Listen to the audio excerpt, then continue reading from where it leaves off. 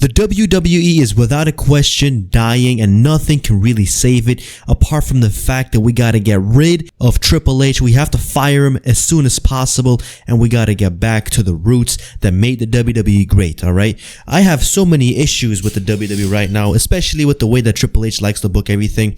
You know, you have problems, right, when it comes down to advertisements, ad placements. You have other problems like, you know, new stars not being there. You have like this whole generation where they're still over here and the WWE is still like relying on them while you do not really have the next generation.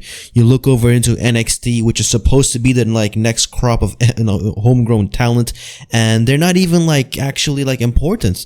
You know, like I have so many issues. You have guys that keep getting buried, guys who are supposed to be main event stars that are not getting their push. Drew McIntyre, Randy Orton, you know, like all these guys, they're not getting their push. Karrion Kross is getting buried. You know, like any opportunity that you have to have something new in WWE, it's literally gone, right? Let's just think about this, like, you know, thought experiment here, okay? You know, just think along with me. When is the last time you had something actually new in the WWE? Actually, all right? I'm not talking about, you know, this guy coming in, that guy coming in, John Cena turning heel. No. Actually something new, something fresh, something we hadn't seen before, all right? For me, I would say it's the final boss of The Rock, right? But even then, you know, it's still The Rock being a heel. We've always had it, but like it's been gone for such a long time. It's like new again. But even that is like, you know, done, right? Like, where is the new arcs? Where are the new storylines? Like CM Punk, John Cena, that was a completely new storyline. John Cena versus The Rock, that was a whole new storyline. The Shield coming in, you know, where is the next crop of factions? You know, where are the new guys? I have so many problems here, okay? Let's start from the bottom. Let's start from NXT, okay? I look at NXT and I'm sorry, bro. I don't know what's going on over there, but for some reason, like one issue I already have is with Shawn Michaels or Triple H or whoever is running NXT. Like as soon as they see a black guy, bro, they just have to put a choker chain on him, some like leather pants, and they gotta have some dreads, long hair, and they all look the same. Look, what's like, I can't see the difference between Trick Williams, Swerve Strickland, Carmelo Hayes, you know, the guys from Street Profits. Like, I don't know what they're doing. Not only that, Triple H and Shawn Michaels are always grouping them together. All right. It's always been about like, you know, colors, like birds of a color flocking together, whatever, right? It's always been like that. The Latinos with the Latinos, the blacks with the blacks, whites with whites.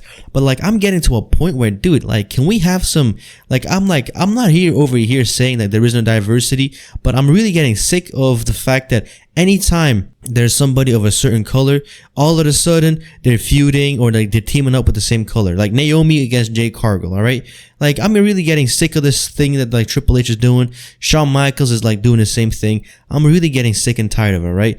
And then you have like, for example, like these guys at NXT. Like, who are we really gonna get out of there, man? Like who? Like, I like Obafemi, but like, you know, Obafemi main eventing WrestleMania, really? Like, I don't see it, dude. All right, I don't really see it. You know, I do like Trick Williams. I think he's a great character, but like I said, who is the next crop of guys? Like, and there's also this big issue where the WWE cannot really put over new young talent.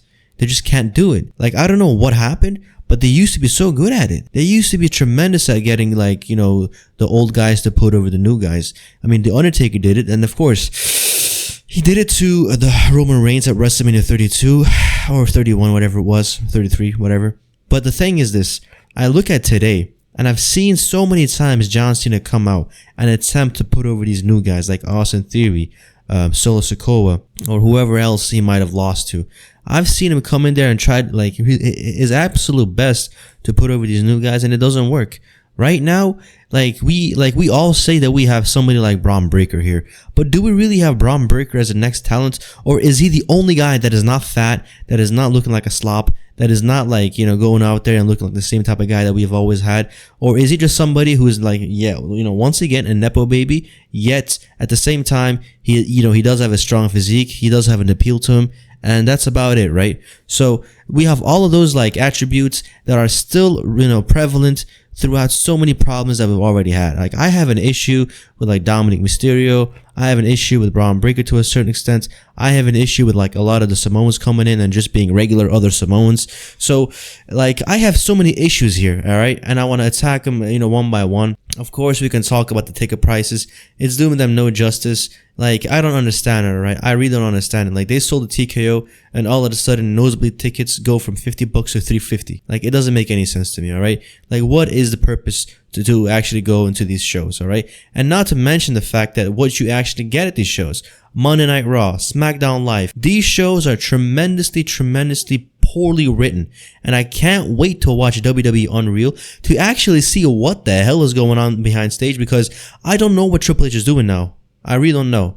I swear, all of his decisions are actually like non-decisions. He's very indecisive in what he wants to do. I look at all the booking decisions this guy does, and all he does is 50-50 booking, BS endings, and improper heel bookings, and like the babyface has all, like they always want to have babyfaces look strong, but never ever want to have a strong heel. I don't get it, alright? So let's just like also move over to the fact that I have a big issue with like the way that the Samoans are being booked. I like the Samoans. I love Tribal Chief Roman Reigns. Roman Reigns cool. Roman Reigns swag. You know what I mean? I love all of these guys. I love Jimmy. I love Jay. I love Solo. I love Fatu.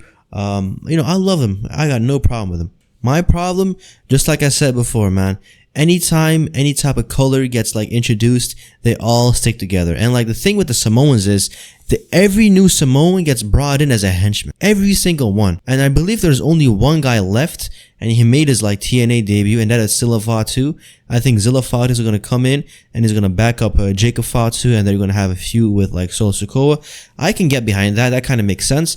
But dude, Fikoleo, right? Hikuleo, Tama Tonga, Tongaloa, JC Mateo. What are we doing with these guys? Like, what are we doing? It's just bloat. And like I said, there is so much bloat that we cannot afford to add on top of the bloat that we already have, and like make SmackDown Live and Monday Night Raw just really poor, right? It's already as expensive as it is, and you go out there and you have a horrible product every single week. And then you have the big issue with the female division. Like I said, I'm not a big fan of the female division.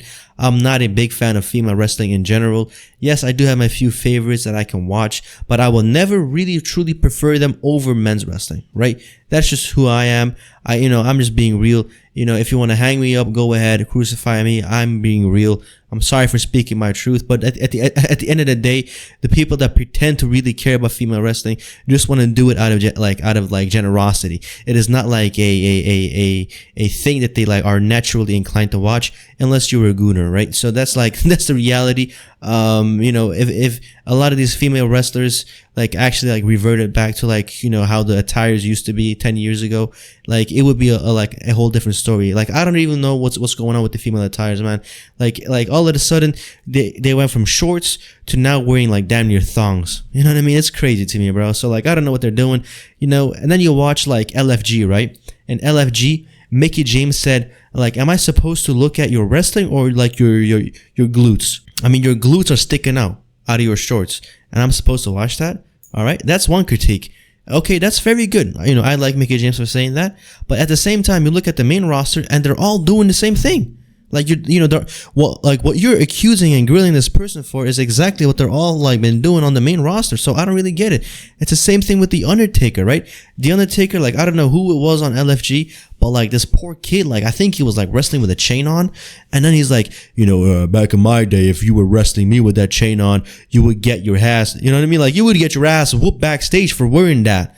Because I'm not getting smacked in the face with a chain on. I was like, all right, cool. And then you look at the entire NXT roster, or like the main roster over, SmackDown Live and like Raw. All the black guys, damn near every single one is wearing a choker chain. So like, Undertaker, are you like, dropping critique, or like, are you just being a hypocrite?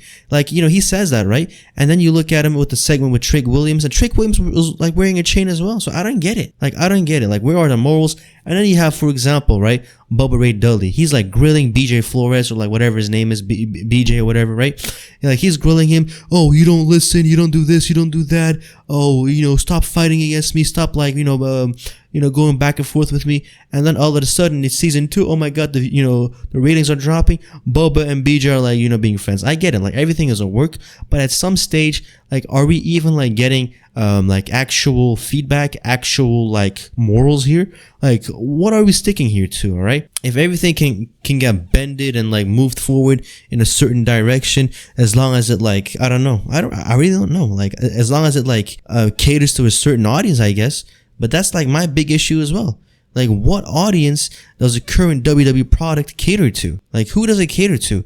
For me, I mean, it doesn't look like the people that are tuning in every single week are getting a payoff.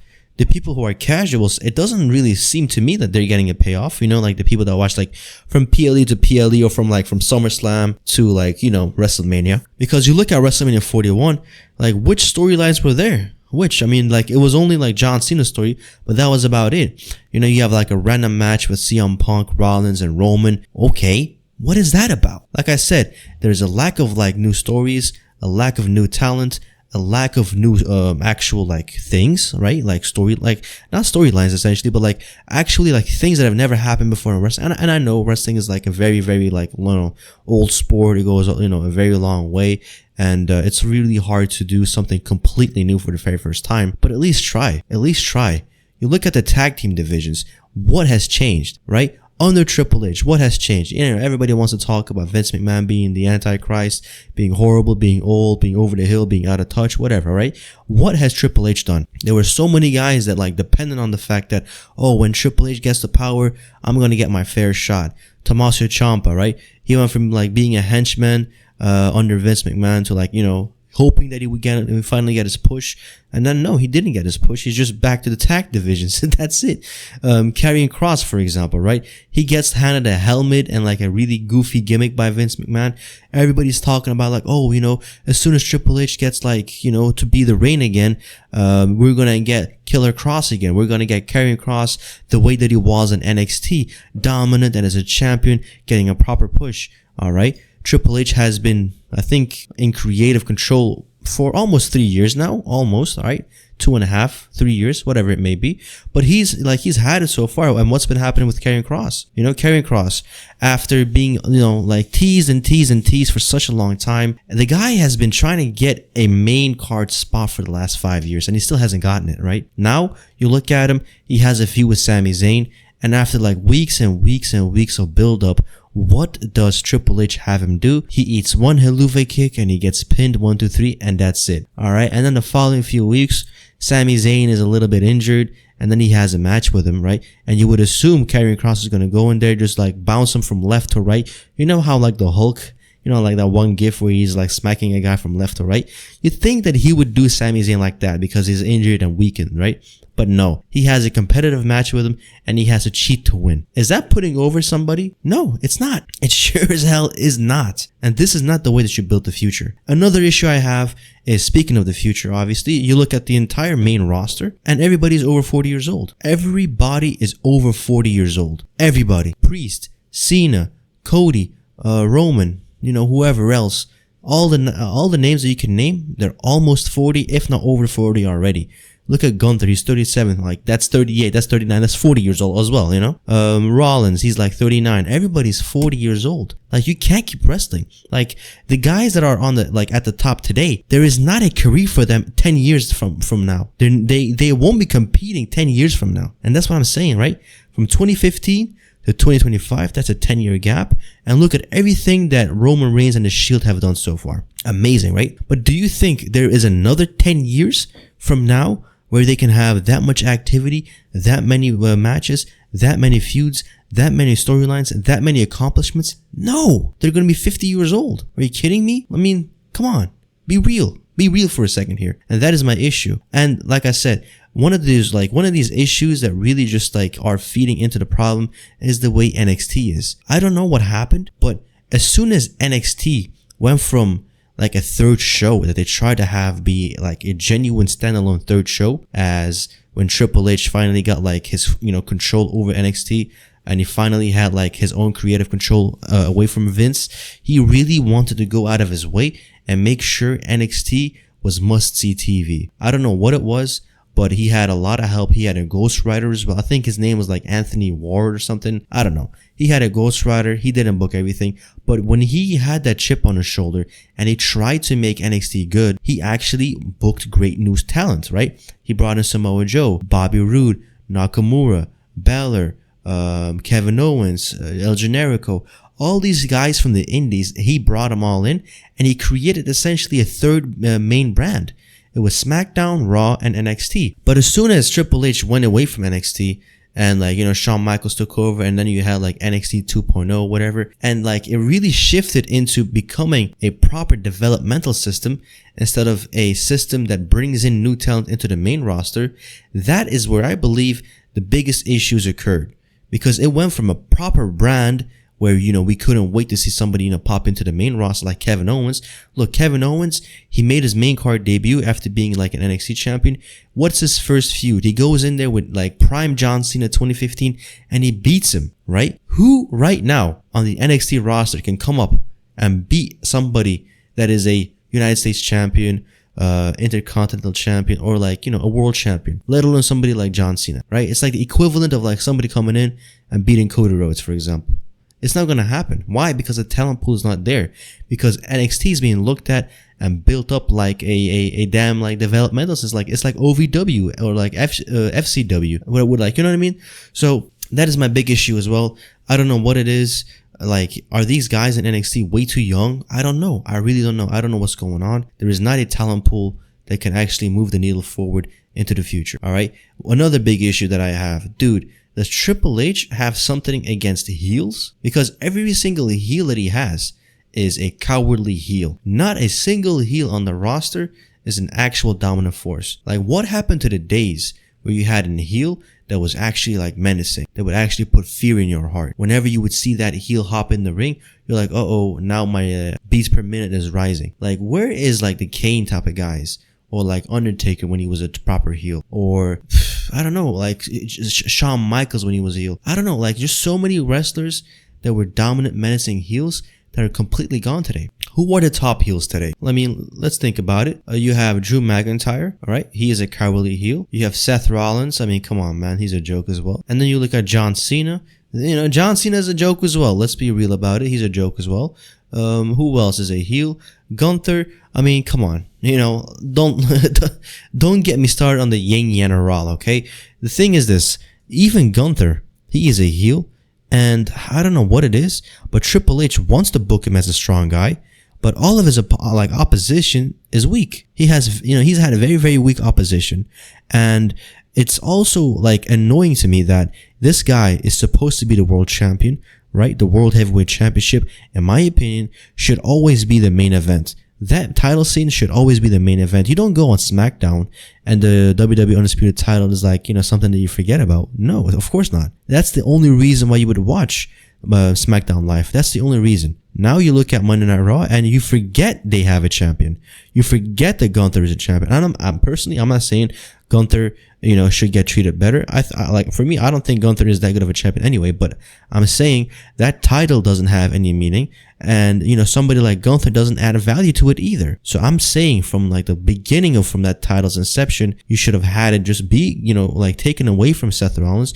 You should have given it to Drew McIntyre. You should have made Drew McIntyre a very menacing, very hard, very tough heel. And you should have had him be very dominant.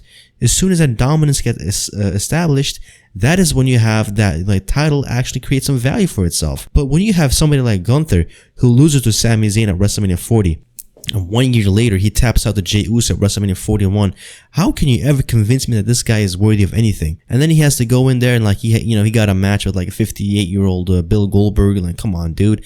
And then like, you know, he won the title off of Jey Uso at Monday Night Raw, but like that match was so close. Like, dude, are you not that much better than Jey Uso? If that's the case, you shouldn't have a championship, in my opinion. Truly, you should not. All right. And another guy that shouldn't have a championship right now is John Cena. And I get it, right? It was amazing. The Never Seen 17. I have such a big issue with the way that he turned heel. And look, at the beginning, I truly loved it. And I feel like that menacing look that he had at Elimination Chamber, I don't know what happened, but he hasn't had it since. Like every single match that he had, every single promo that he had since, he gets RKO'd during the promo at the end of the promo. He gets crossroads at the end of the promo. Every single show or promo ends with him on his back or looking weak. And you go into a PLE and he cheats to win every single time. Like it's been 78 years since this guy had a clean victory.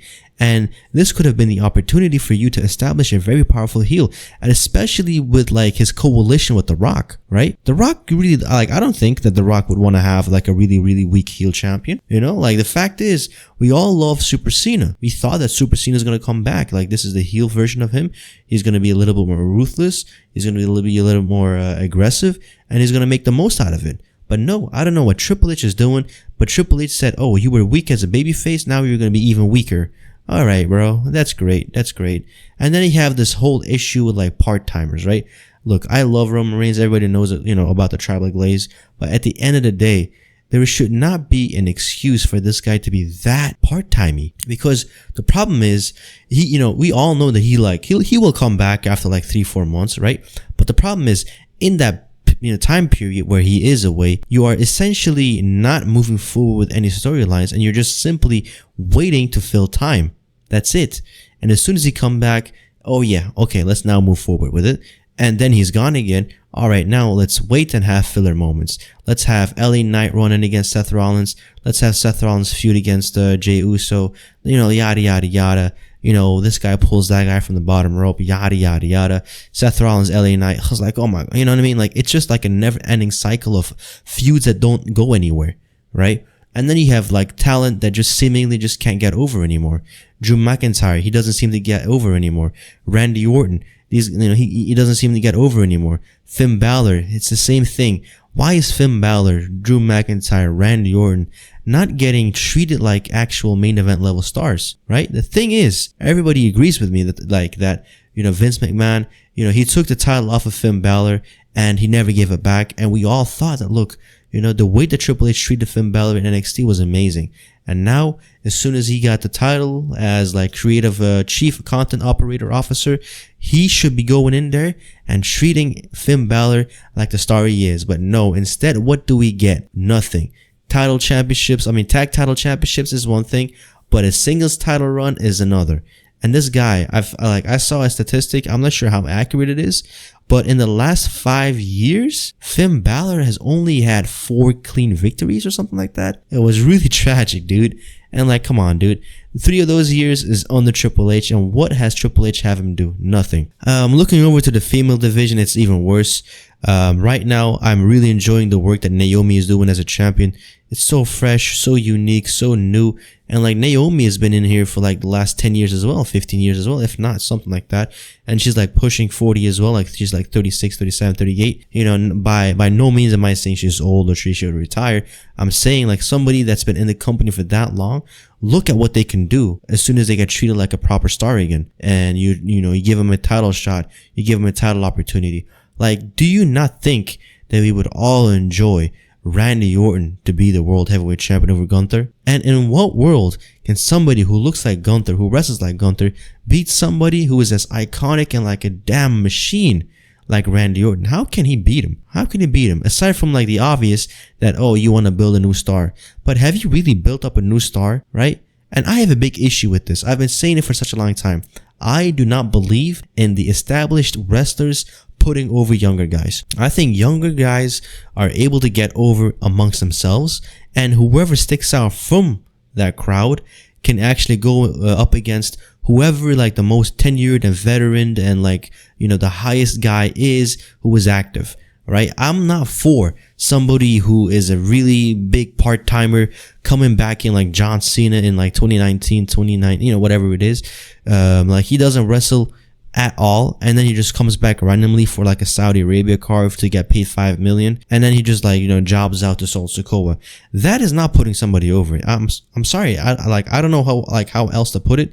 Like putting somebody over is like Roman Reigns, what he did for Cody Rhodes at WrestleMania 40. That is putting somebody over, right? Just beating somebody senseless or like getting a victory that doesn't mean anything. It doesn't work. It doesn't work. And no matter how many times I have to keep saying this, We need new talent. There is no reason for Sami Zayn to beat someone like Karrion Kross.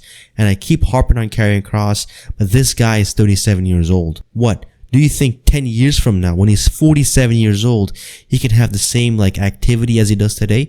Really? Do you think that? You have to pull the trigger on these guys. There's no, like, what do you want from Sami Zayn? Tell me, Triple H, please. You want him to become a champion? Is that really it? You want Sami Zayn to become a champion. Out of all the talent pool that you have, you want to have Sami Zayn keep popping his head out there? Really? I don't get it. I truly don't get it. And like, the thing is this. I've said the thing about like weak heels, okay? And the fact is, we have had such weak heels that during the title run of Cody Rhodes last year, they had to turn Kevin Owens heel and they had to turn AJ Styles heel. Dude, you literally had no other heels, so you created a heel. Like, do you think, dude, AJ Styles is not a heel, okay? Kevin Owens, I don't know, but he is not a heel either. These guys are great guys. These guys are family men.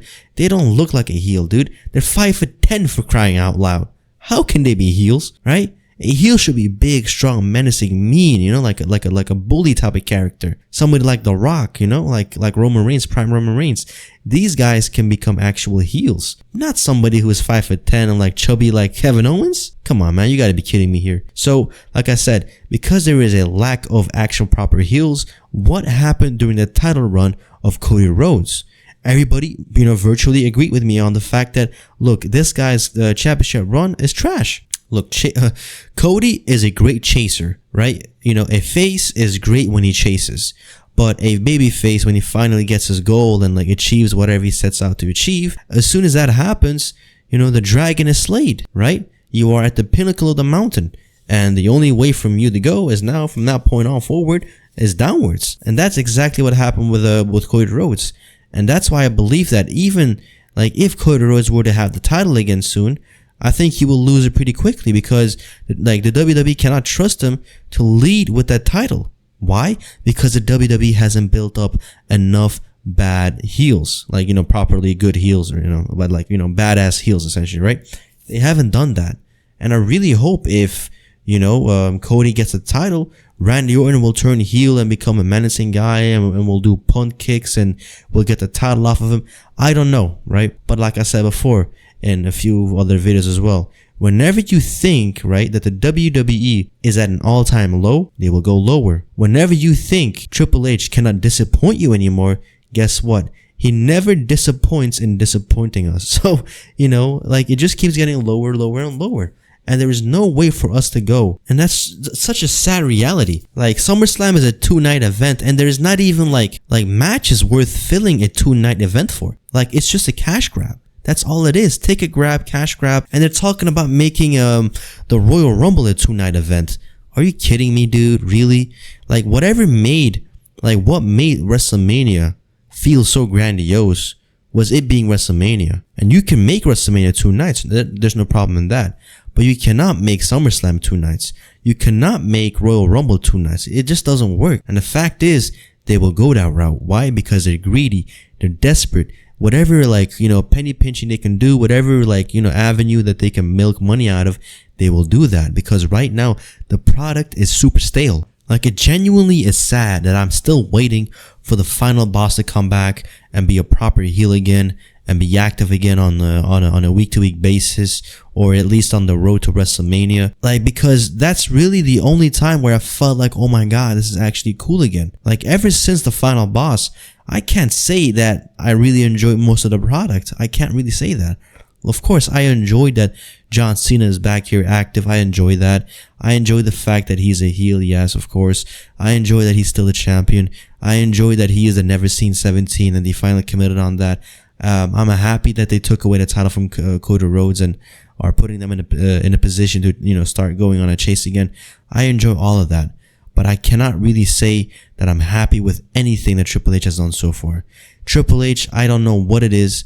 I don't know how we all got fooled into thinking this guy was such an angel or like a savior of wrestling, when all he did was just, you know, use Vince's money to create probably a not so profitable organization with NXT. That's probably the reason why they haven't been bringing in all of these like expensive indie guys, and like now it's become a proper developmental system.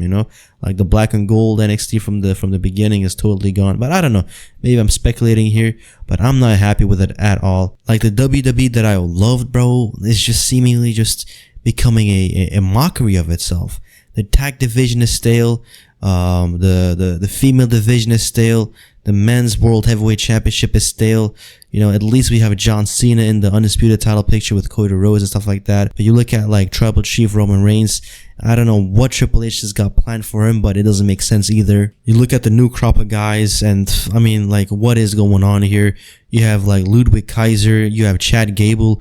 These guys are proper wrestlers, and they're like, I don't know, doing a stupid El Grande Americano gimmick. Like, that's really like what you're wasting these guys' time for. Like, the thing is this, like Chad Gable or like Ludwig Kaiser, like they don't get like screen time or matches on their own, but El Grande Americano does. Like, that's my issue, right? And then you have like, Solo Sikoa, Jacob Fatu. Like, of course, it's all cool. I like Jacob Fatu. I think he's the best thing that has happened in the last year. But you look at Solo Sikoa, it's been like 4 to 5, 6 years, and this guy still hasn't had like a proper, like good heel run. Like, he is a joke, right? Every heel is a joke right now, and I really can't name one proper heel that is an actual threat and they can actually win titles. I'm sorry. I don't know what's going on. WWE is failing. Triple H has truly disappointed me through and through. He's sold out. He's like just selling out for ad spaces, monetizers, Netflix, whatever it may be, but he truly doesn't book anymore for the fans. All he does is book for the advertisers and how to make profits, and just the soul of WWE is completely gone, and the ring filled with ads is no more a sacred place. Leave in the comment section down below what you guys thought about this video. As always, I have been the Heels Advocate, and I'm out.